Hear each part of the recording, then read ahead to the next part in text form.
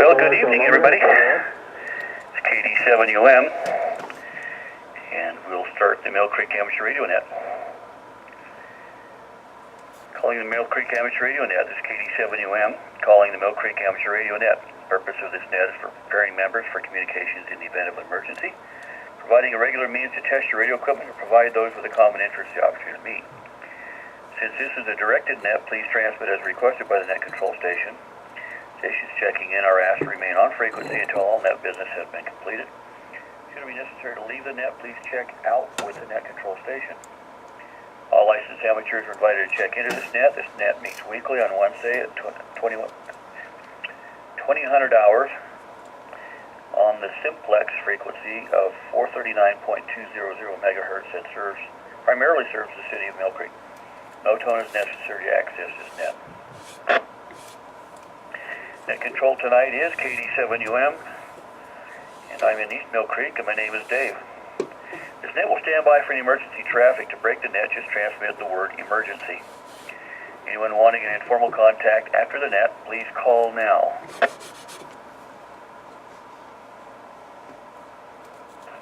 Do we have any relays?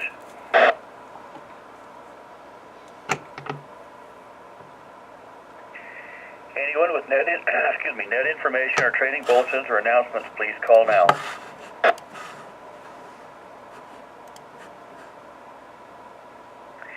I have an item. We'll get to that in just a minute. Any relays?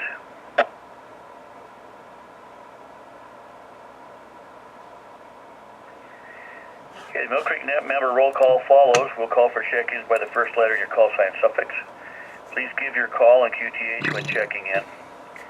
If you have a topic for training or discussion tonight, please indicate it when you check into the net. Since this is a simplex net, please write down any stations you heard that were not acknowledged by the net control station. Then we'll call for those missed stations and relays after the roll call.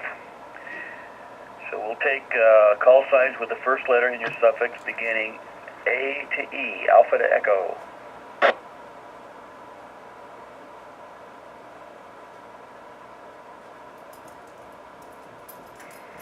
One more time, Alpha to Echo. Do we have any relays?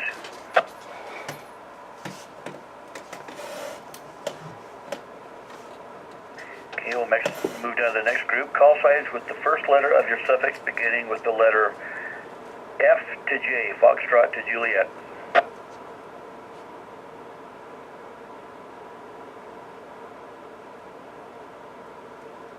One more time, any stations with the first letter of your call sign suffix F to J, Foxtrot to Juliet.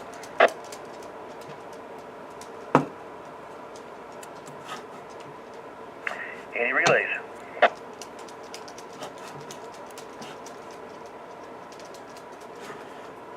Okay, nothing heard. We'll move down to the next group. Any stations with call signs with the first letter of your suffix beginning K to O, Kilo to Oscar. This is KD7, GIW Jerry. N7FOD, it just here a little late.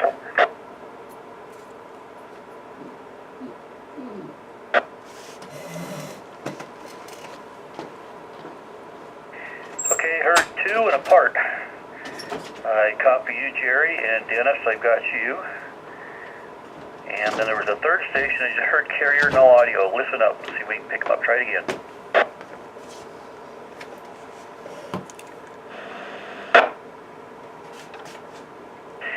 Well, I get about an S5 indication, but any audio. Did anybody pick up anything from that station? Just a carrier, no audio whatsoever. I turned it way up, so I think he has a problem. KF70ZK. Okay, KF70ZK. Was that you that we were talking about? Yeah, I think I got a problem with my mic on mobile. Oh, okay. Yeah, carrier, but no audio. So, well, at least we found it before there was an issue. Any other stations, Kilo to Oscar?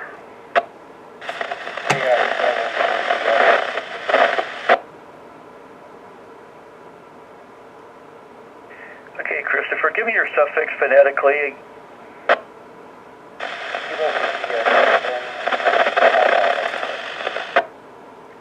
I'm glad I asked for it. I made a mistake. Thank you.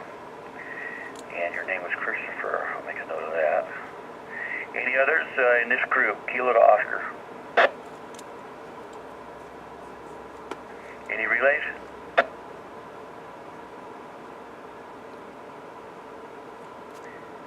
Okay, we'll move to the next group.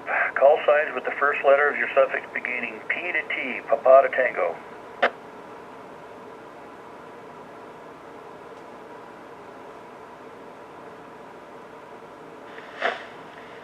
This is Alpha Foxtrot 7, Sierra Delta. This is Dory in MillCreek. Well, Dory, it's nice to hear you. Sometimes I can't, and today you're just great. Nice signal. Any others? P to T, Papa to Tango. KG7QNI, Scott, coming from northeast MillCreek area, celebrating my birthday today. Well, we would sing happy birthday to you, but the regulations prohibit that unless we sing it badly enough that they wouldn't consider it music. Nice to have you share your birthday with us here. Any others? Papa to Tango. Any relays?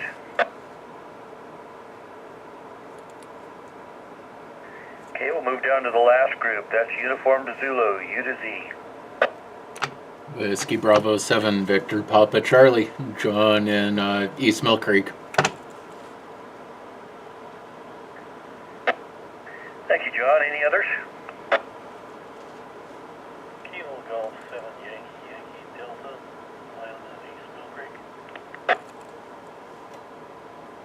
Okay, the Kilo Golf 7 question mark. I might need a relay on that one. It kind of faded at the end. Try it again. This is Kilo Golf 7 Yankee Delta, Glen in East MillCreek. Okay, that time was perfect, Glenn. Thank you very much. Okay, we'll call for missed check-ins. Alpha to Mike, A to M.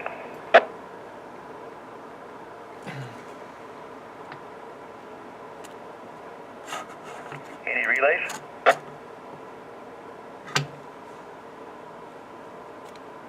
Okay, we'll go to the last half of the alphabet, November to Zulu.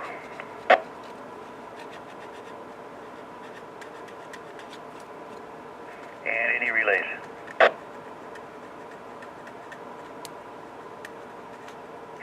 Okay, I want to give you an announcement. I just came from MillCreek City. I guess we actually have an official name for our committee. We've been meeting for a little over a year, and it's called the MillCreek Emergency Resiliency Council. It has representatives of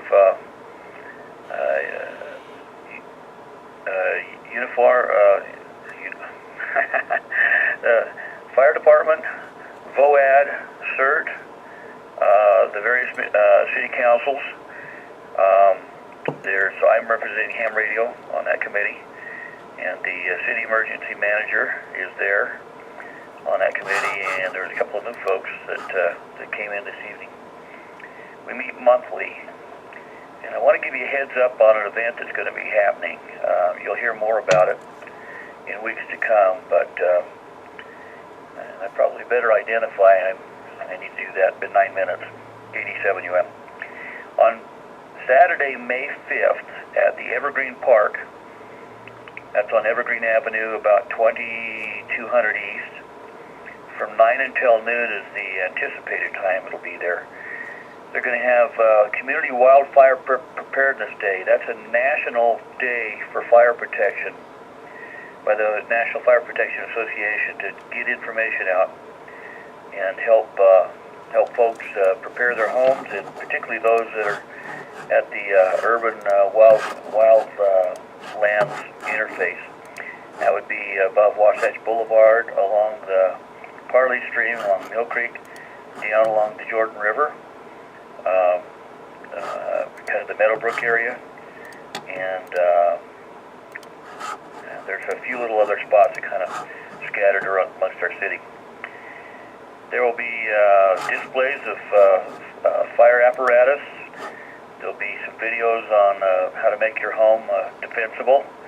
In other words, things you can do to make it less likely to burn down. Red Cross will be there. Be Ready Utah will be there. Safe Neighborhoods will be represented. The CERT folks will be there. Salt Lake County Animal Services will be there. Give you some information out on how you can be ready to take your pet with you or things you might need. We're looking to get police there, a wildfire simulation table, the fire safety trailer, and some other things going on there. So it'll be a pretty busy 3 hours. There will be some flyers and advertising things coming out about 2 weeks from this evening. I think roughly 10 days to 2 weeks prior to the event is a good time to do that. So that's something that's going to happen, and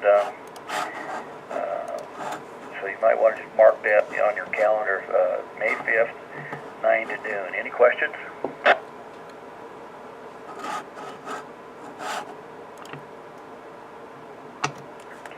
Okay, nothing heard.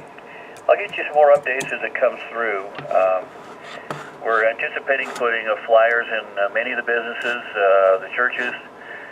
There'll be some door hangers that will go out specifically for those homes that are at a higher risk for wildfires. And there'll be a video prepared on things that you can do. You don't have to cut down all your oak brush, but you kind of have to thin it out a little bit if you want to make it to where the fire won't just roll through there. But there'll be some people there and some videos and some information on how to make your house less likely to burn down.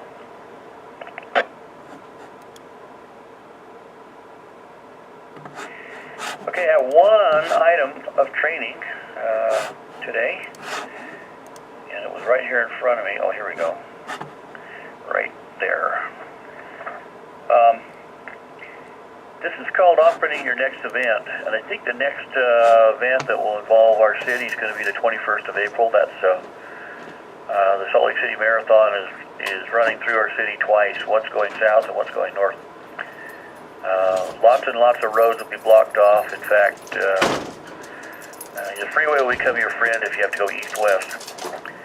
At least until nearly all of the runners and riders and wheelchairs and hand bikes and that are all passed through. They'll have the roads blocked off for east-west, so it'll be difficult to plan on that. The information you can find on the internet, the routes and everything. But more or less, it comes down 20th East from 33rd South to Keller Lane, then goes up to 2300 East, and then south from there, and then it turns around, loops back, and comes back on Highland Drive, and then works its way back down through Sugar House area, 6th East on down into the city where it started. So that's just a heads up on that one. And I'm blocked in. The race goes around two sides of my streets, which makes it impossible to get out. So if we have to do something that morning, we ditch a car out of the race course so we can walk over to it and then leave. But some things, if you're going to help with one of those events, some things to kind of just keep an eye on. The source of this article is off the internet, and it is, I'll give it to you if you're interested in looking it up. It's www.qsl.net/November 5 Tango India Mike. So www.qsl.net/N5TIM. And here's some things you may want to consider if you're going to help out. Get there early for several reasons. One, the parking's easier before the event starts. Second is you might find that where they want you to set up is not going to work. You can have time to maybe move around a little bit or put an antenna in a different place or figure out where you're going to sit so you're not blocked. Go ahead and check in with the net control station when you get there. Let them know you're on site. Let them know when you're ready, and let them know any specific issues that you may have. And if it's kind of spotty communications, find the spot that it works and then put an X on the ground and stand there.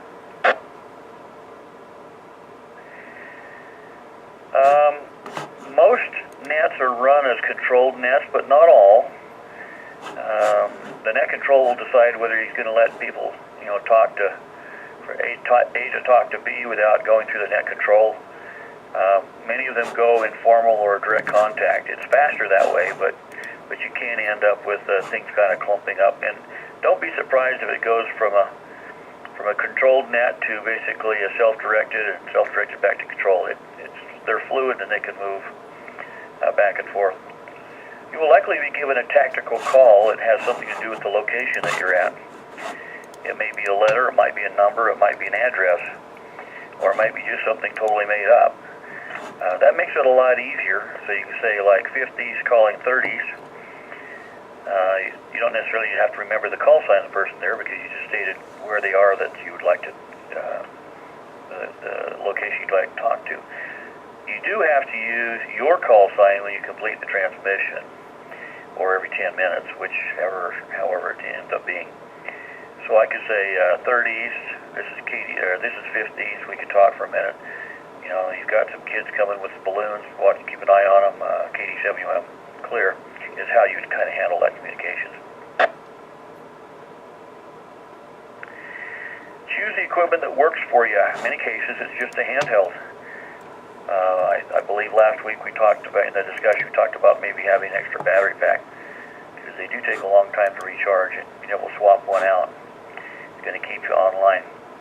Make sure you got a chair, if that's applicable, sunshade, hats, glasses, something liquid and cold or hot to drink, and include in your stuff, any batteries you might need, any power cords. If you got a headset, that's good.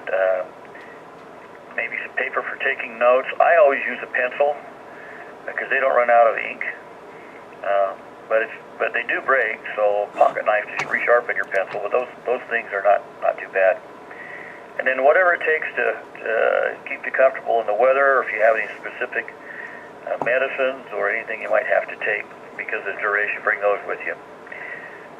So that's the short training for tonight, operating your next event, and just some ideas and thoughts. KD7UM, any comments, questions, personal experience, anything at this time, call?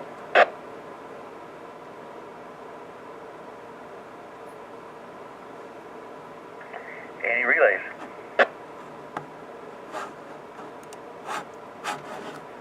This is KC7WVQ with a quick comment. Oh, okay. Let me get you written down. Go ahead.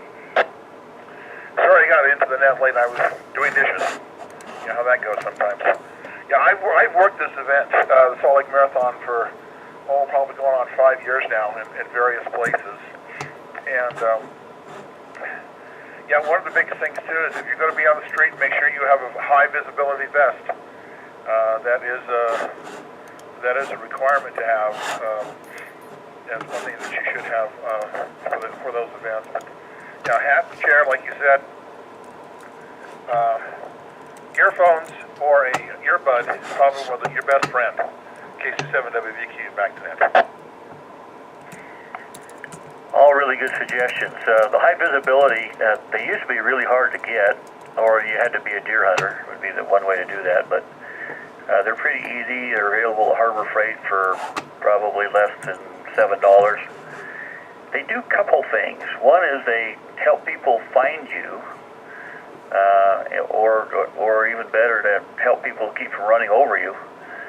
But it's really easy to spot, a person wearing a vest in a crowd, and it makes it easier for the other event support staff to be able to see you and figure out where you are if they need to get a message from point A to point B. So it's all good comments. Yeah, any others?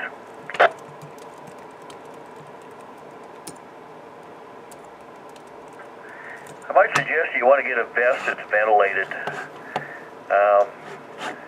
We probably do more things when the weather's warm than when it's cold. You can always put a coat on underneath it if it's cold, but boy, it's really hard to to wear one of those high-vis vests that doesn't have any holes in it. They get really hot if you're doing the July 24th parade. Let's take a call for any missed stations that came in while the net was running. Call now.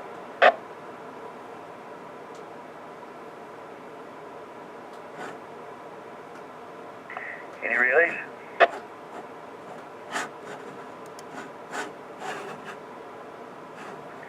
Do we have any further business for this net?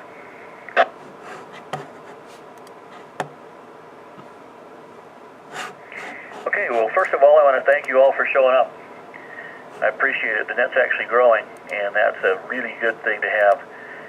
There's still probably another, 50 or so that indicated they'd like to be involved, but it may be, I know that many of them have commitments on Wednesday evenings, and so we probably lost half of them because of the day of the week that's being conducted, but they still receive emails and all the stuff just like the rest of us here. So thanks to you, and thanks for showing up. I will be gone next week.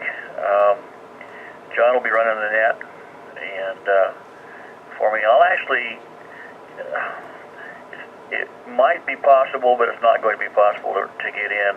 Simplex from 300 miles away on 2 meters doesn't work really well, and I'm not taking enough equipment to do a bounce off the moon. Plus, I'm not sure it'd be up during the time of the net. It is tonight. So anyway, watch for that next week, and we'll clear, and I'll get you some more information on the May 5th event as I get it. KD7UM, and we'll return this frequency to normal amateur use. 73, everybody, and see you here. Well, I won't see you, but this net will be conducted a week from tonight.